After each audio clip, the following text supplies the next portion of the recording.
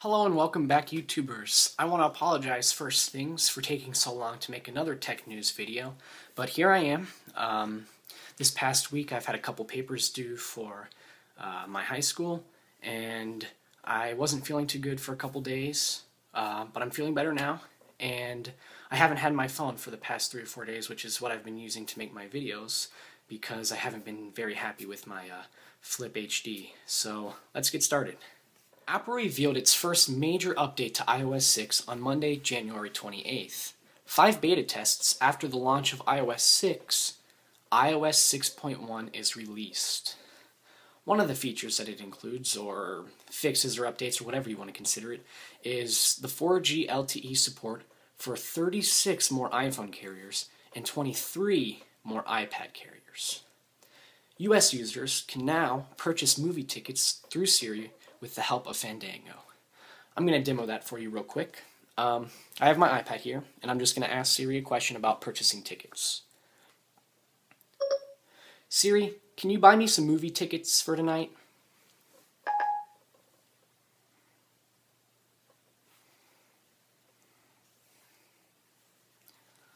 I'm looking for movies.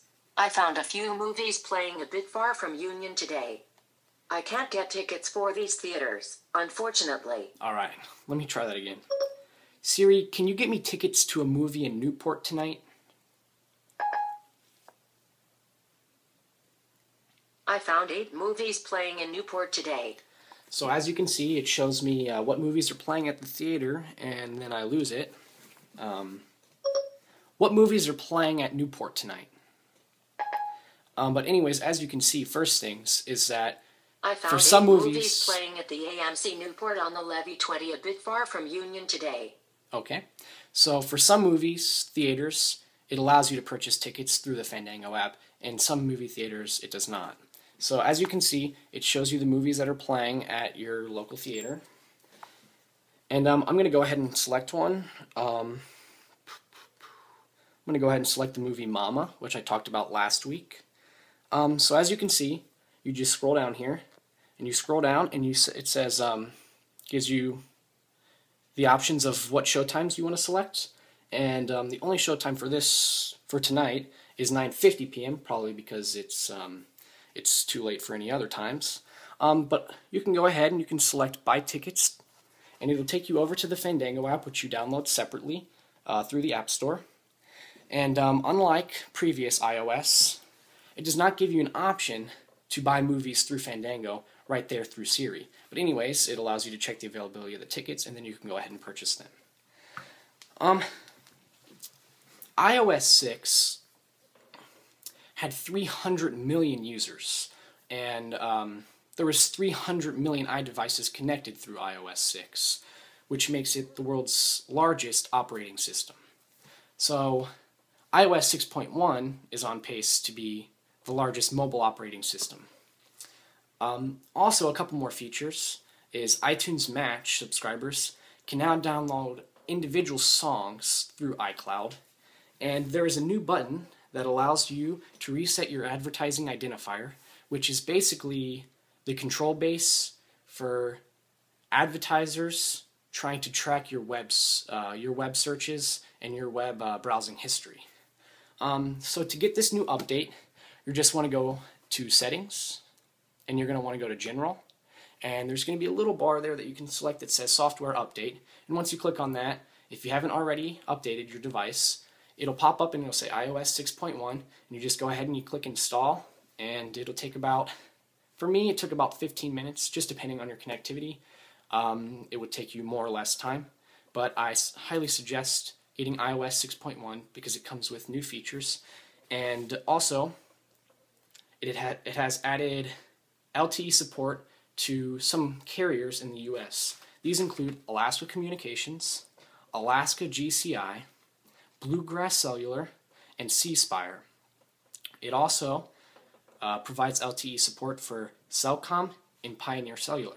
So now you have more options through which carriers you want to buy the iPhone 5 that has 4G LTE support. Just real quick, a day after Apple rolled out iOS 6.1, Tuesday, January 29th, Apple released a 128GB model of its iPad, Now, the iPad still has all the same features as the third generation iPad. It is just now available in a 128GB model that will be released on Tuesday, February 5th. The company BlackBerry also made a few announcements last week. They announced their new operating system, which they're naming BlackBerry 10, and they introduced two new smartphones, the Z10, which is a full touchscreen phone, and the Q10, which still has half of its still a built-in physical keyboard. Reasons why consumers will fall towards these new products is because the new BlackBerry 10 App Store contains over 70,000 apps, some of these apps being big-name apps such as Skype and Angry Birds, which have been developed strictly for BlackBerry 10 operating system, and with the commitments of other companies to develop and produce companies that will strictly run on BlackBerry 10. Another feature that is going to pull consumers in is how easy it is to type on BlackBerry's Z10 touchscreen phone. It's just so simple because the words are right there for you, based on what you've typed in your previous sentences. And the words are right there, and all you have to do is just simply flick up, and the words will go directly towards your messages. These phones are going to be released in March in the US, and earlier in other countries such as the UK and in Canada, which is where BlackBerry is located. If you want any more information or are interested in looking at the BlackBerry phones and or the new operating system, I will provide a link in the description below so you can go and check those out. The last thing that I want to inform you guys about is just real quick and simple, and it is about a milestone that the company Facebook hit last week. For the first time, the number of active daily visitors checking Facebook on a mobile device is higher than that number of people who check the social network on a computer. As well, Facebook was the most used mobile application across iOS and Android devices in the US for the year 2012. Now, ads make up about 84% of Facebook's revenue, with the mobile ads accounting for 23%.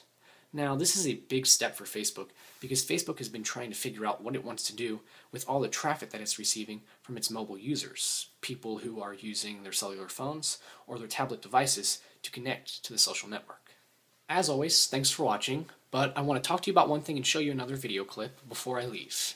The one thing that I want to talk to you about is that me and my friend are working on an introduction video that is going to be at the beginning of all of my videos, so I'm excited to show you guys that.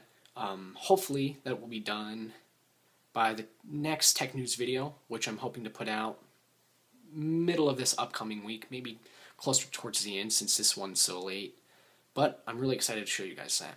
The next video clip that you're about to see is about the thing that I was talking about last week about using your phone or camera to look at cars on the highway. So here you go.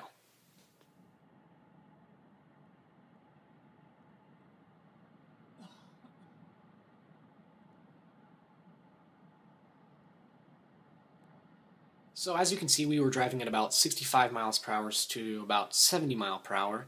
But even though we were going so fast, you could still see the individual spokes of the rim on the car that's next to you.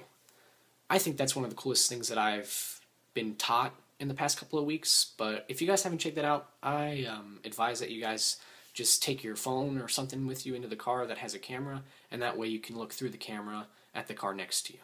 Just one last thing before you go. Right here I have a $15 iTunes gift card, and once my channel reaches 100 subscribers, I will be giving away this $15 iTunes gift card. So go ahead and subscribe, comment, or like any of my videos. I would really appreciate that, and I will put you in the drawing for the $15 iTunes gift card. Thanks for watching.